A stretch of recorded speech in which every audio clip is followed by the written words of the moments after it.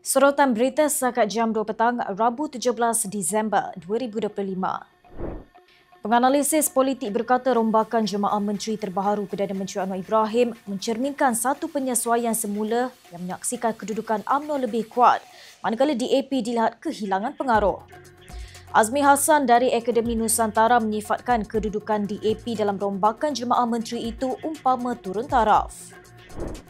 Penganalisis memberi amaran bahawa pelantikan Ahli Parlimen Sepanggar Mustafa Sa'mud sebagai Menteri Hal Ehwal Sabah dan Sarawak berisiko menjejaskan kelangsungan politiknya sekiranya Ketua PKR Sabah itu gagal membuktikan kemajuan ketara dalam tuntutan 40% hasil yang sekian lama dijanjikan kepada negeri berkenaan. Penganalisis politik Universiti Malaysia Sabah, Romzi Ationg, berpendapat bahawa Mustafa berdepan cabaran besar dalam peranan barunya berikutan rasa tidak puas hati terhadap kelewatan pelaksanaan hak Sabah untuk menerima 40% hasil persekutuan yang diperoleh daripada negeri itu. Sijil peperiksaan bersepadu hanyalah salah satu kelayakan pra-universiti yang diterima oleh universiti-universiti terkemuka di China.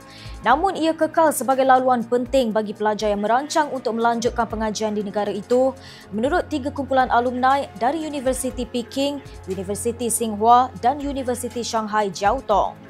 Perdebatan mengenai UEC kembali hangat minggu lalu selepas Timbalan Pengerusi DAP Nga Koming mengumumkan rancangan untuk mendesak pengiktirafannya sekaligus mencetuskan bantahan daripada pemimpin UMNO dan pihak lain.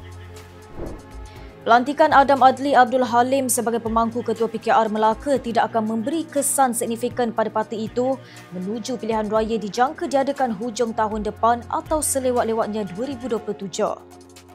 Susulan peletakan jawatan Syamsul Iskandar Akin, Biro Politik melantik Adam memangku tugas Ketua PKR Melaka berkuat kuasa 15 Disember. Melahirkan pemimpin berusia bawah 30 tahun berkualiti, antara cabaran perlu ditempuh Ahli Parlimen Sungai Petani, Dr. Taufik Johari yang dilantik sebagai Menteri Belia dan Sukan. Wakil Pertubuhan Bukan Kerajaan dan Ahli Akademik memberitahu perkara itu perlu ditekankan memandangkan penetapan had usia itu bagi belia bermula 1 Januari depan. Semalam Perdana Menteri Anwar Ibrahim mengumumkan pelantikan Taufik sebagai Menteri Belia dan Sukan. Demikian sorotan berita untuk petang ini. Untuk maklumat lanjut, layari FNT dan ikuti kami di sini. Jumpa lagi 8 malam nanti.